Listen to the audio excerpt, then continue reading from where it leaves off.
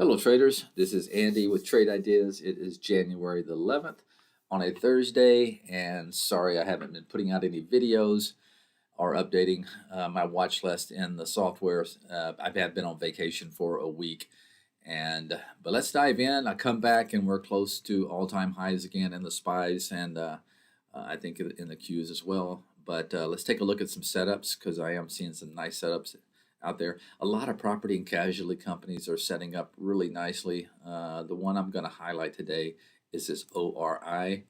The reason is I like the way I think this has potential to have a nice run to it. It is bouncing off the 20 down here a couple of times and closing above the 10 period.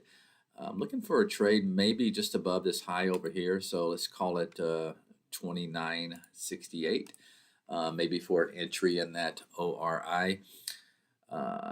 China play, I've been in this one for a couple of weeks now. I still love the way it's holding up, especially relative to the China market, the overseas market. So, boy, I think if it does get above the 920 level, it could be off to the races. A lot of times that can happen early, so be careful with it and don't chase. But this is one that I'm loving the way it's setting up.